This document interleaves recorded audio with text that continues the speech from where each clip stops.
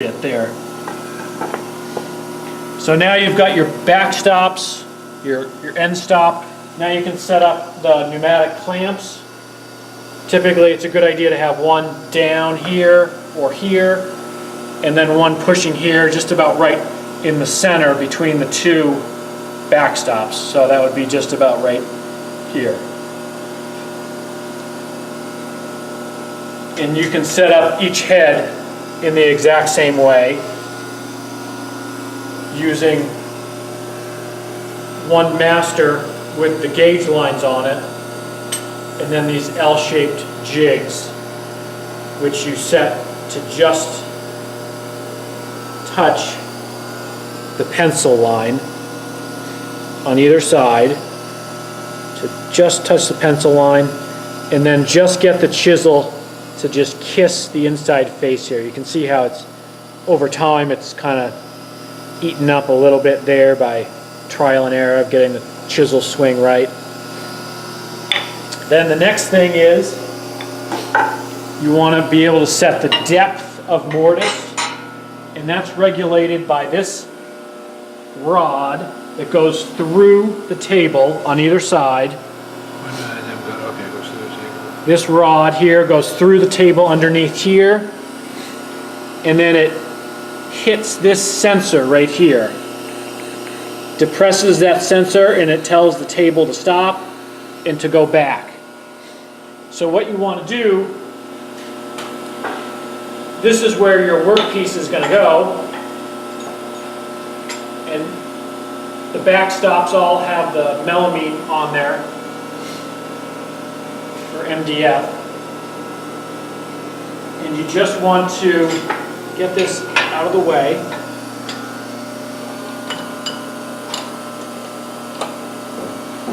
You can pencil mark the depth that you want here. Say if we want to go that deep, we'll get that here. It's tight up against the backstop, and then we'll just manually bring the table in.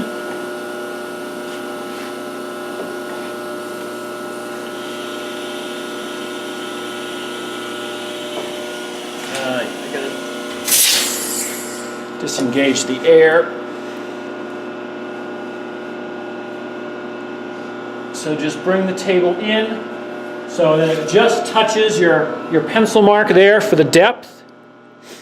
And then you go around here to underneath the table, and there is a small set screw right here. And you just want to loosen the set screw, bring the rod out, and then advance it until it just touches the sensor. Not so it depresses the sensor like it is now, but you just want to bring it back and slide the rod forward until it just touches that sensor.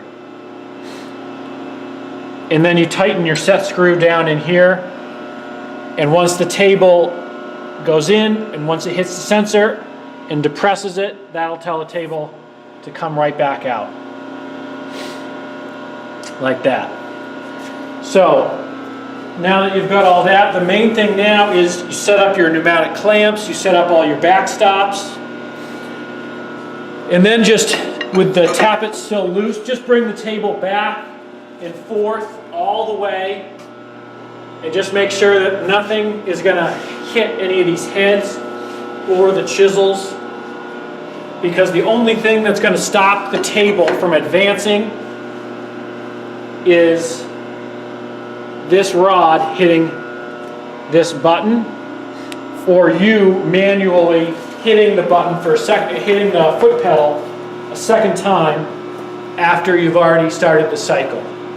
But there's nothing to stop these pieces of cast iron or wood or whatever from being driven into these heads,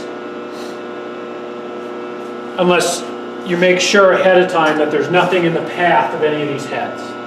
So you can damage these heads if you don't check that these are all free and clear by just doing one check of bringing the table out and bringing the table into your finished depth, and just making sure that everything is free and clear.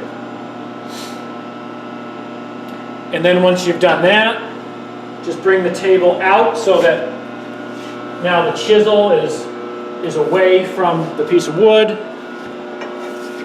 Then you want to tighten your tappet back up.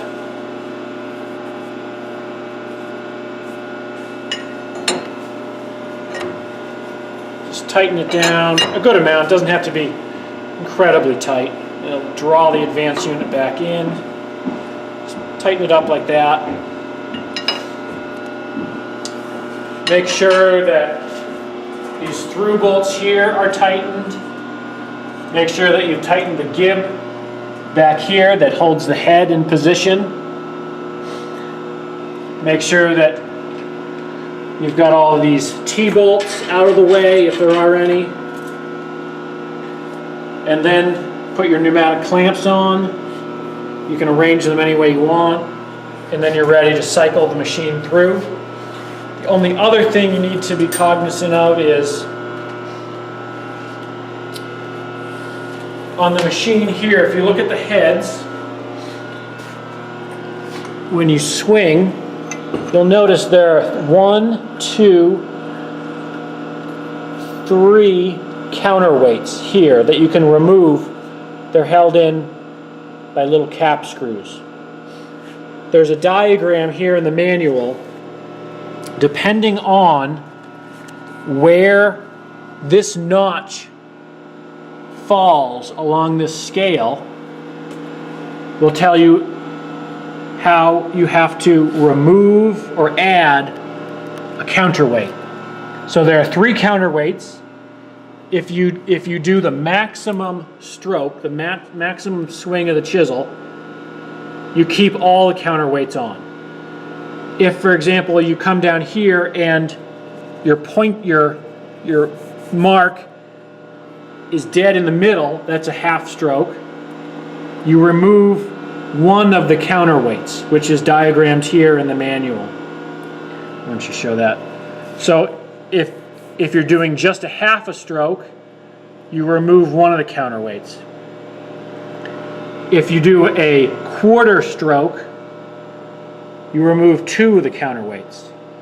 And if you do a short stroke, you remove all the counterweights.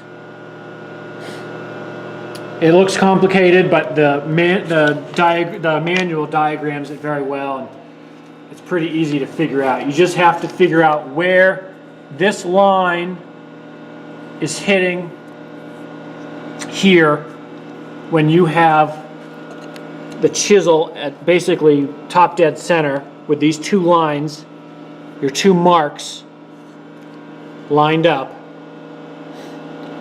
You have to see where that slot is pointing, and then you look here to the manual and you figure out if it's a full stroke, a half stroke, a quarter stroke, or a short stroke. And then you remove or you add the counterweights as necessary. The counterweights just come right off, and they're just short metal pieces, and then you just put them right back on. The manual also goes over exactly what I've just shown you in very good detail and in very good English. The only other thing is the heads themselves all contain sealed bearings, so you do not need to oil or maintain anything in the heads. You've got a lot of good diagrams in the manual showing the location and type of all the bearings.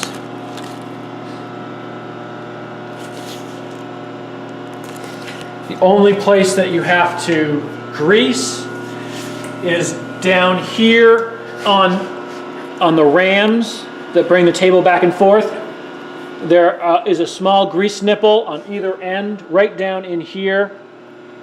And you have to grease here so that the table is riding on a thin film of grease on these forward-backward rams. So I would grease that about once a week with just standard grease that you would use on tractors or cars or trucks or whatever. So just get a grease gun and just grease those about once a week. And just make sure that every time the table goes back and forth, it leaves a thin film of grease. You don't want it running dry, obviously. And that's about all there is to operating the machine.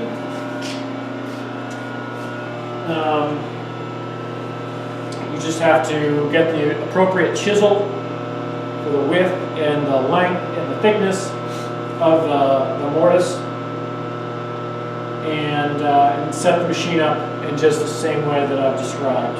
You only need a couple of tools, 19, 13, 10 millimeter Allen wrench, and then this square jobby there.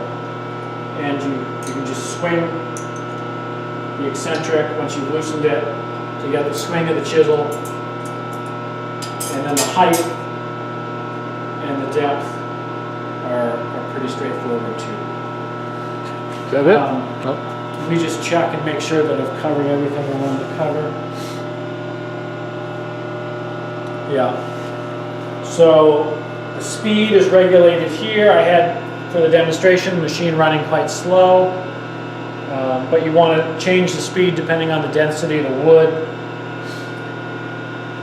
The speeds, recommended speeds of millimeters per second, inches per second, are detailed in the manual. 90 psi on the air regulator, and other than that, that's all there is to running the machine.